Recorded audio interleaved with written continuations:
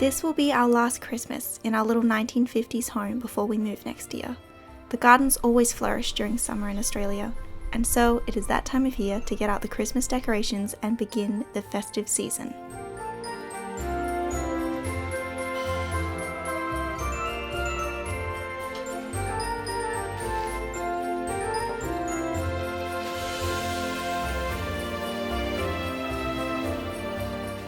The warmer weather brings lots of wildlife, including little birds collecting materials to make their nests.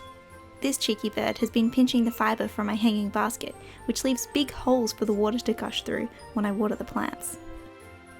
We bought this beautiful Fraser fir Christmas tree last year, and it is quite large for our little house, but it really makes the house come to life over Christmas, and it feels so festive when it's covered in vintage decorations.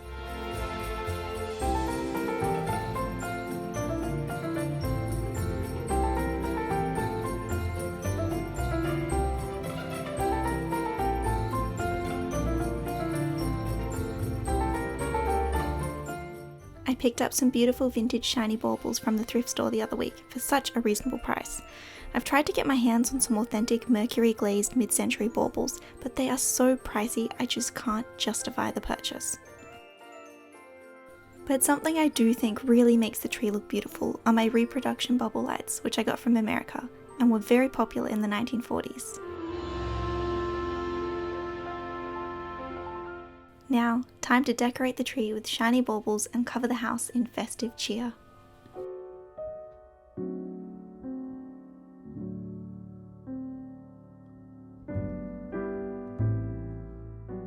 I love to decorate the mantle with greenery, lights and dried oranges, but I also wanted to do something different this year.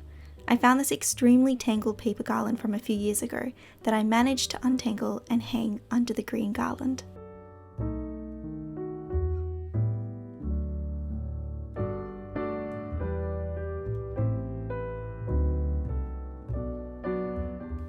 Even though the heat can get very bad at this time of year, it always cools off at the end of the day with a thunder or rainstorm.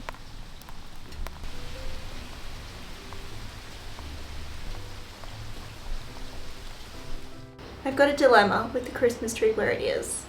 I feel like it looks really nice there. It was there last year, but we've moved the couch since. It used to be directly over there, and it was kind of in front of the TV. But now it's to the side, which means we look at the TV on the side and the Christmas tree is in the way. And if we move the Christmas tree any more to the left, it'll just be blocking the door. This house is really, really small, and we have a big tree, which is not great for the space that we have, but I feel like I've got to do some shuffling around and figure out where I can put the tree with it still looking nice but not blocking the walkway or obstructing the TV. So yeah, I'm gonna have a bit of a play around and see what I can do. Maybe we put it over there in front of the air conditioning unit, and then maybe moving the chair a little bit. I don't know, we'll see how this goes, because I really want it to work. So I decided to move the Christmas tree, which meant almost lying on the floor and carefully moving the wobbling Christmas tree across the room without it falling. Oh my gosh, I'm gonna break the Christmas tree. Oh my gosh. I have to make sure to put the bad side to the wall because, you know, I've not decorated one side. Goodness, I'm gonna get cornered. How am I actually meant to get out? How are we meant to eat at our dining table? I'm stuck! I actually can't get out. I'm feeling really claustrophobic. Get me out of here! Oh gosh! Finally, after moving the huge tree, I was happy with its new home and sat down to browse a 1960s cookbook for Christmas desserts and delicious meals.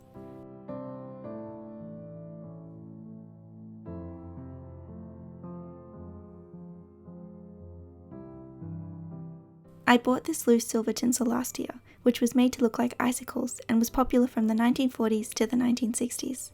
It gives off such a delicate shimmer and really makes any tree look vintage.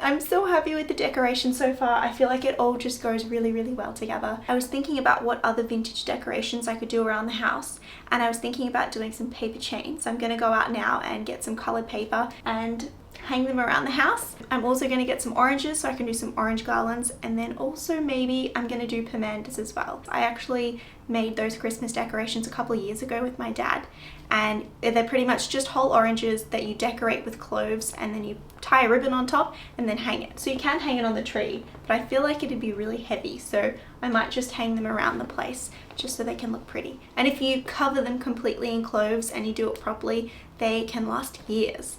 But I feel like I'm not going to spend the time to make them perfect. I'll just make them look pretty and have them up for this festive season, and they'll smell really good too. They'll make the house smell beautiful. I'm going to go out now and pick up the things to make these decorations, and I'm going to be making a dessert later on too.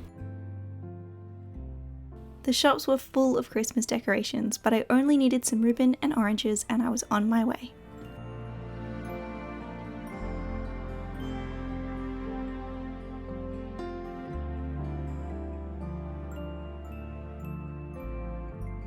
I sliced some of the oranges, trying to keep them all the same thickness, and popped them on a baking paper tray and put them in the oven on a low heat for a few hours.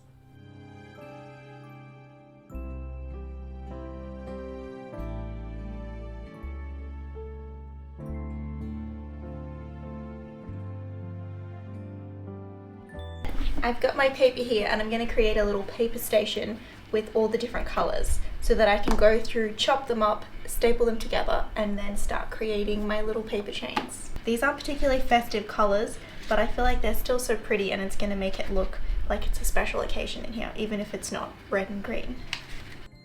I spent a bit of time making this chain to then realise that the colours didn't quite go with Christmas and were giving off more Easter vibes than I first realised. I actually had a lot of fun making these paper chains, and it would be a great thing to do while watching a Christmas movie with friends or family. I ended up swapping the colours later to cream, yellow and green, which felt much more Christmas appropriate.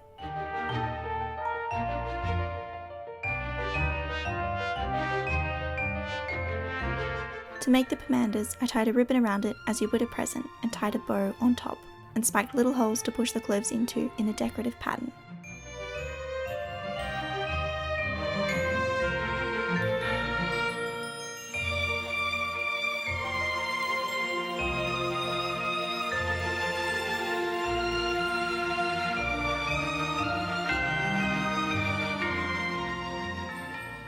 And there they are finished, looking so lovely hanging from the garland and filling the whole house with the beautiful scent of orange and cloves.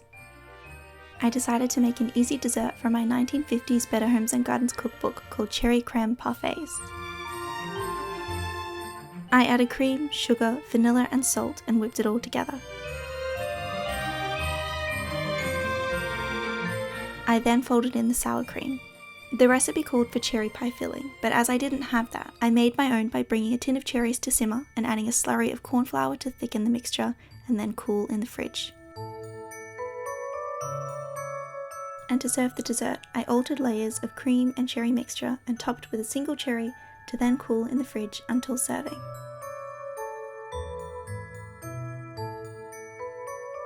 I popped corn to make a garland for the tree, which has been a popular Christmas tradition since the Victorian era.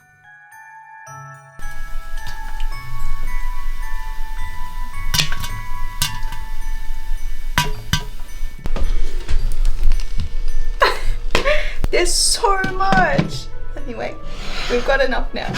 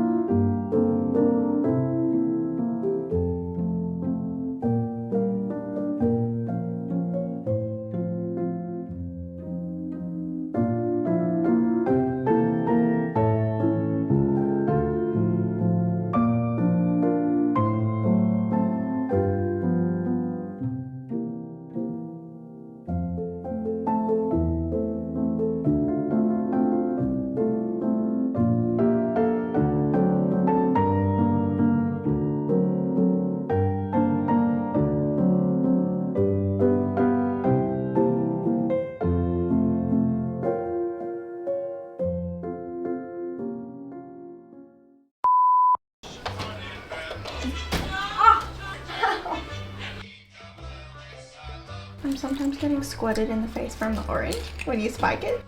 Oh, in the eye. Oh. We can probably eat some of it too if we've got too much. We can eat some too, isn't that what it's for? Oh, we have to go on the tree. Oh. Really? Yeah.